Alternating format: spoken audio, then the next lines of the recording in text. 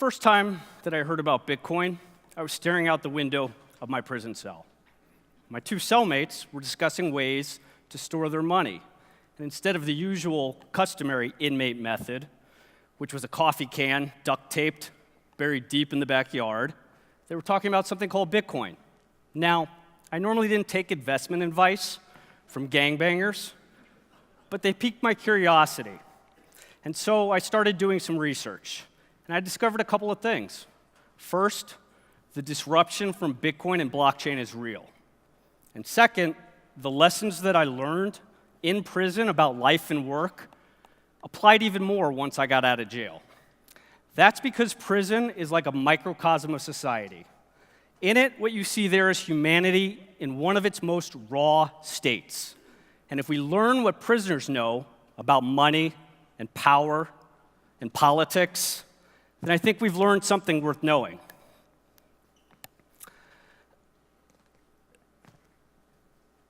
In 2007, but first of all, let's take a step back, and I'll tell you what I was doing in prison.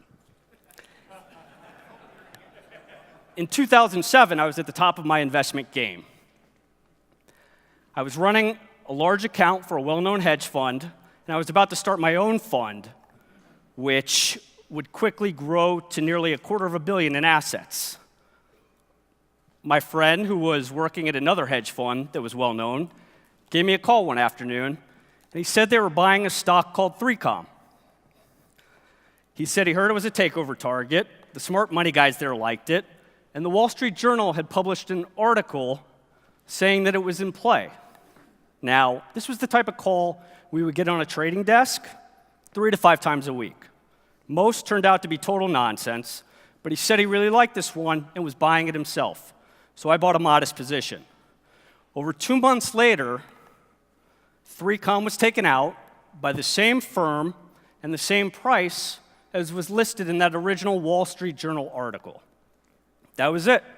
I never gave it another thought. 2 years later, my wife and I were asleep with our 4-month-old infant next to us when an FBI SWAT team, fully armed, with German shepherds in tow, stormed into our house. They handcuffed me in front of my crying children, and I was arrested for that 3Com trade. They charged me with making $16,000 on that trade. Now, keep in mind, I was running a hedge fund at the time with close to $250 million in assets. The day after my indictment, the government came back, and they said that after further investigation, it was clear that I was a substantially very different player from the 14 others who were charged. Out of those 14 people, I was the only one who didn't have a prepaid cell phone, and I was the only one who had never paid or received a cash bribe. So what they told me was that I was a substantially very different player than these other people. And based on those new facts, they offered me a get-out-of-jail-free card. Plead guilty to 1 count of conspiracy to commit insider trading. Not actual insider trading, mind you, but conspiracy. And get probation, no jail, no fine. So we went from a SWAT team raid and a shackled perp walk on CNBC to a sweetheart deal in less than 2 months. For those who have experience dealing with the government, that's about as close as they come to admitting a mistake. So,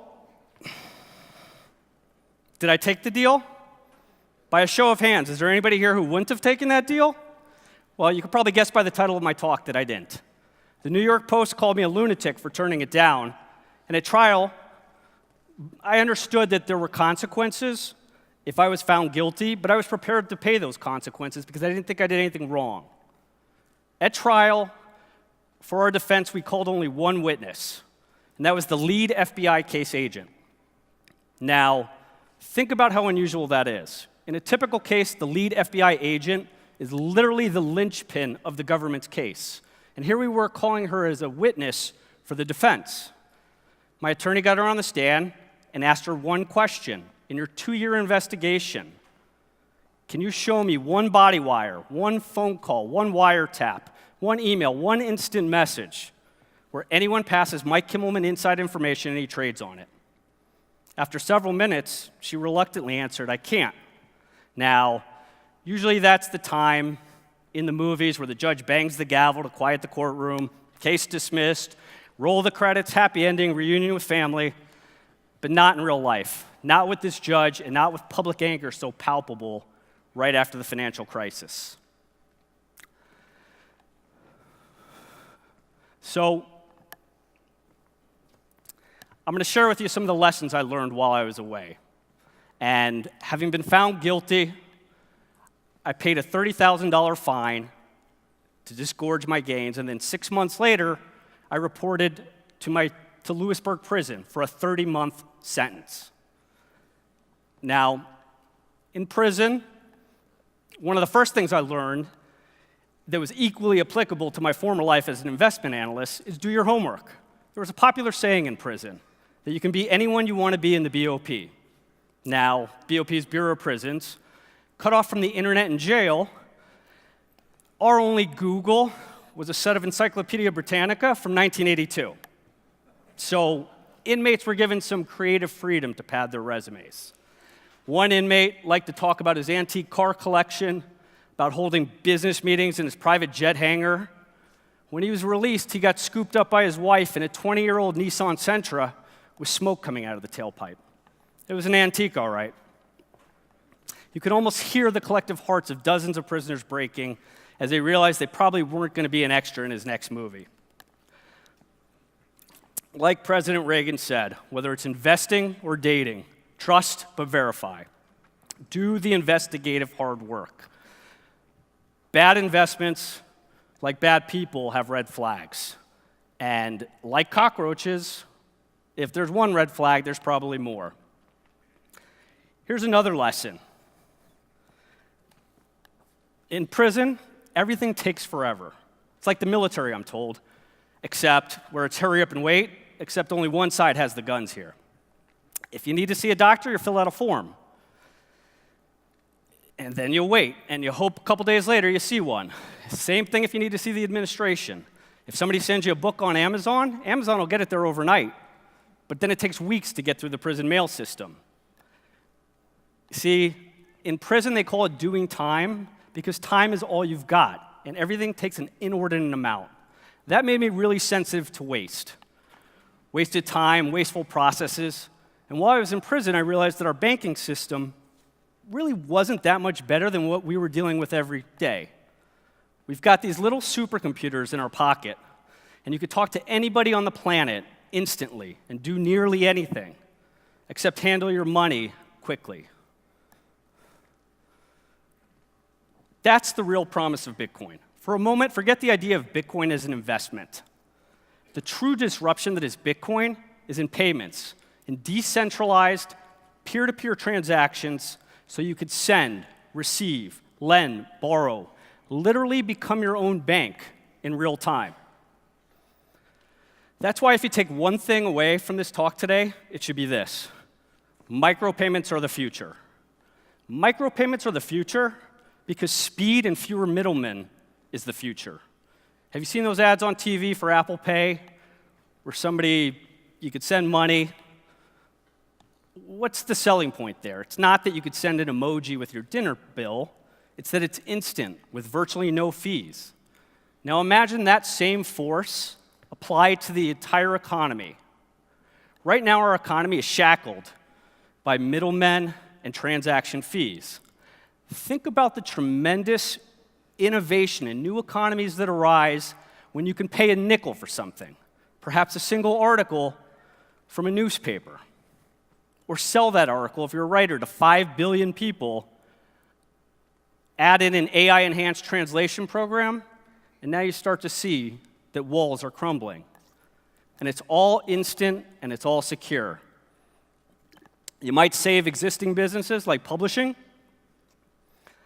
and just think about how many new businesses will arise when you're unshackled by middlemen and transaction fees.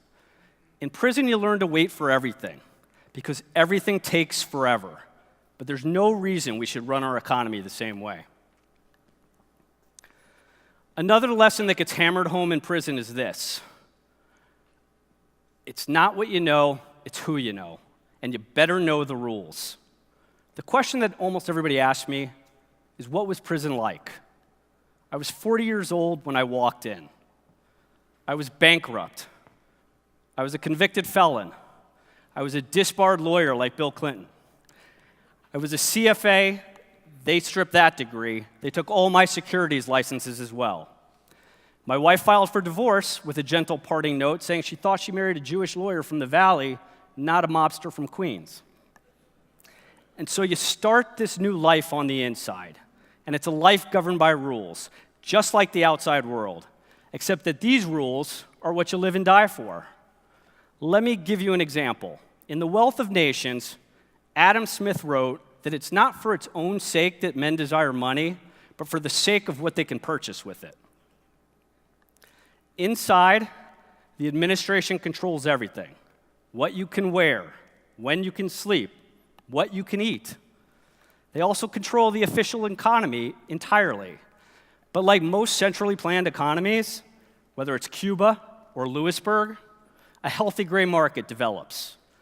At the prison commissary, which is the official prison store, and like most stores in central economies, it was open once a week for a few hours. You could purchase packs of mackerel.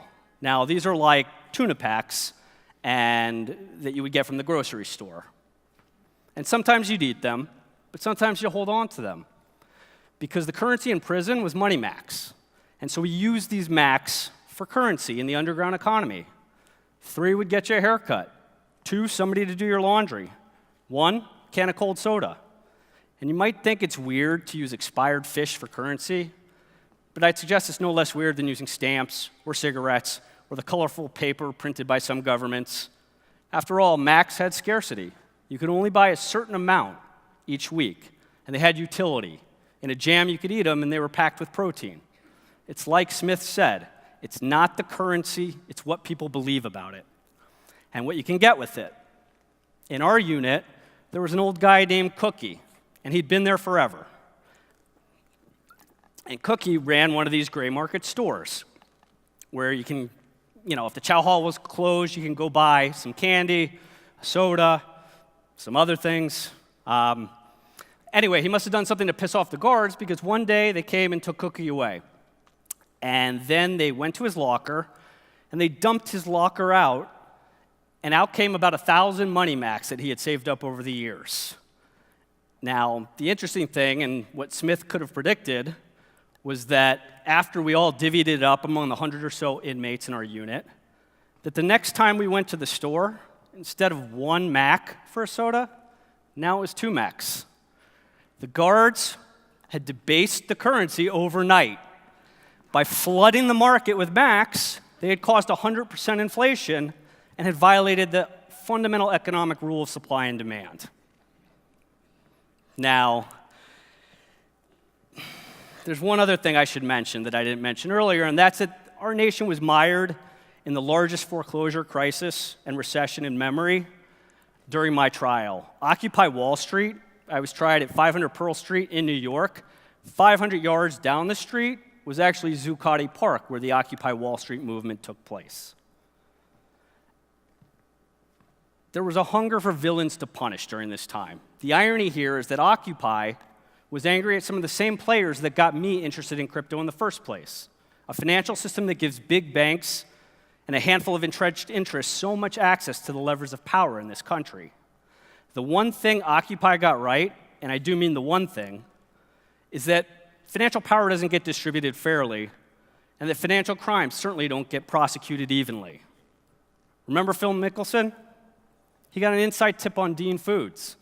Made $1 million, got caught, said sorry, and gave it back. No harm, no foul. I think he just shot a 13 over par at the Tour Championship. And I'm sure everyone remembers how the big banks paid $400 billion in fines. That's billion with a B. And virtually not a single person went to prison. In other words, there's only one rule that should count in all of this: the rule of law. And yet our system is still rife with crony capitalism and regulatory capture. In prison, it was beautiful because the rules were the rules, and you knew what they were. They were clear. There were formal rules and informal rules. Formal rule, on days that was nice and we were playing softball and we had rec, don't try to unchain the bat from home plate. Simple rule. You guys don't have the bats chained to your plate in your softball leagues? And there were informal rules. And those are, if you knew the right guards or the right person, you could get anything you wanted, more or less. Drugs, alcohol, women.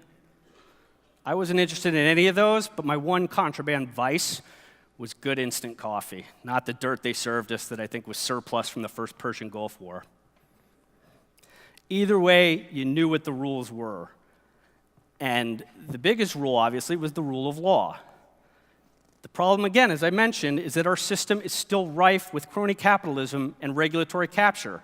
And so rules are made on the outside that enrich existing interests and stifle innovators.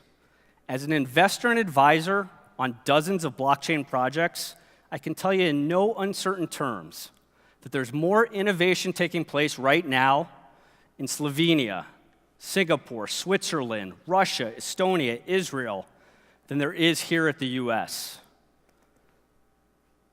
And that's a problem.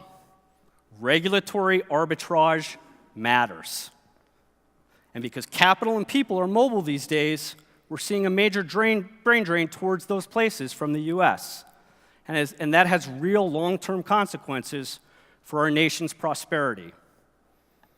If we want our country to become the same seedbed for digital innovation as it was for legacy tech innovation in Silicon Valley and elsewhere, then we have to clarify the rules.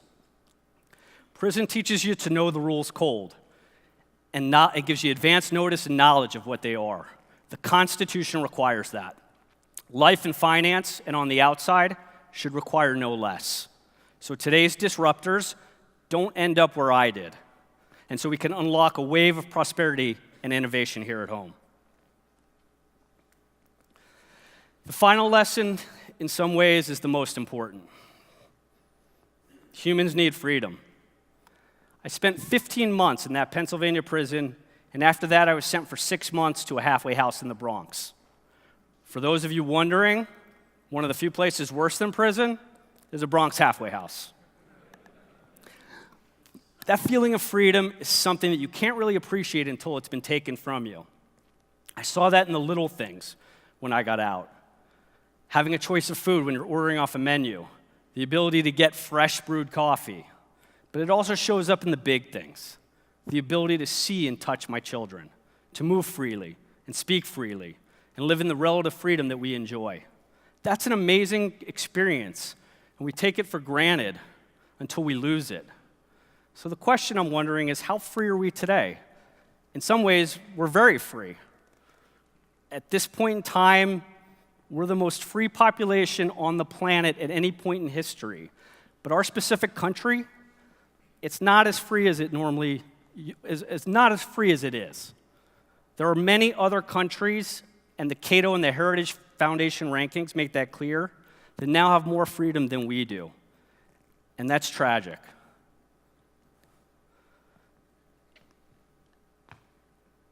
I'm very grateful for the freedom and the sacrifice that many people like Sean Parnell, who you saw talk yesterday, have given for us to enjoy the freedom that we have.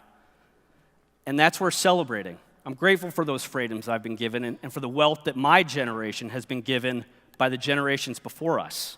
But we're not yet as free as we can be, nor as free as we should be. There are still fundamentally flawed parts of our society, like the banking system and the criminal justice system, that hurt all of us, but have a special disproportionate impact on those of us in the middle and lower class. Here's an example. I was incarcerated during the 2012 election, and I was one of about 3 people rooting for Mitt Romney. Not verbally rooting, because I didn't want to get stabbed, but rooting nonetheless. The truly surreal part wasn't the national election. It was Colorado voting to legalize marijuana. While watching the election returns, I looked to my buddy to the left of me, black guy, doing 5 years for conspiracy. Not even possession, conspiracy to possess. To the right of me, white guy, doing 10 years for growing weed in his basement. And here we were watching on TV an entire state say everything those two guys did was now perfectly legal. But hey, enjoy the next 9 years of your life behind bars. That's not right. Here's one way it played out in my case. I graduated near the top of my law school class. I went to work for one of the top firms in the nation. And my single best, most important credential was that for several years I religiously watched every episode of Law & Order. So you can understand why I deeply believed in due process and the concept of presumed innocent as a constitutional fundamental tenet. I also naively believed that when I checked my bank account, the money I saw in my bank account and that I had worked my entire life for was my money. When I turned down the government's no jail, no fine deal, they went rogue and trampled the Constitution and got angry. In colloquial terms, we'd call it turning up the heat or whatnot, but what it really amounts to is stepping on the Constitution. And I'll give you a couple of examples. They wiretap phone calls between attorneys and clients. And they also planted a bug in the bedroom of a husband and wife. Whoops. I think if you've watched more than 2 episodes of Law & Order, you know that's a shocking violation of the Constitution and our right to privacy. They went even further and closed my bank accounts and shut my wife's business accounts, which was an even more particularly repellent move because she had nothing to do with the case. And at the time, she was the only one working and putting food on our table. Their goal was to make it impossible to defend myself or to put me in enough pain that I would take their deal. Is that freedom? Is that rule of law? Here's what you'll learn after having your assets frozen and having to survive on mackerel packets for money.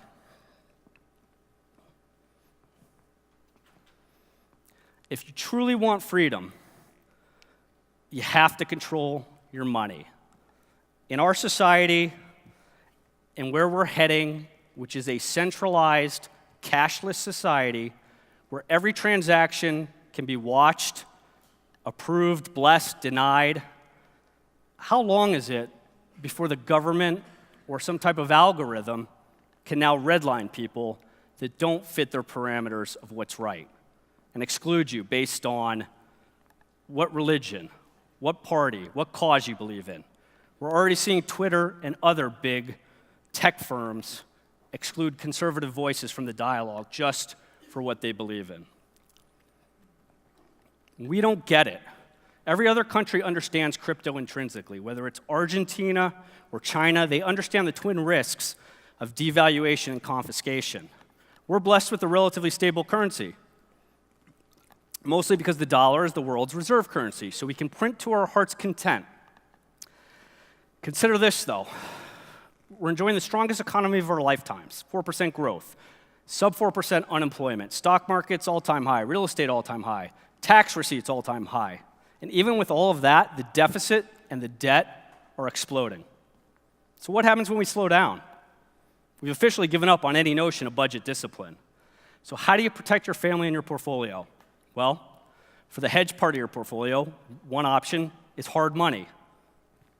And there's nothing harder than Bitcoin. Think gold on 100 milligrams of Viagra. I didn't think that line would work that well. Totally removed from government control and not subject to the temptation to print. A pure store of value. The primary reason is Bitcoin's constrained supply. There will only be 21 million coins in existence forever. If every millionaire wanted to own one Bitcoin, they couldn't. There's 36 million millionaires and only 21 million Bitcoin. You've heard the stories of repressive regimes in places like Turkey. Well, one thing that's more interesting, though, than the financial and disruption to markets that we're seeing from Bitcoin, I think, is the political and legal disruptions that it's causing. You've heard the stories of repressive regimes in places like Turkey and China that would literally shut down the internet during upheaval to keep people from communicating. Decentralization and blockchain are changing that.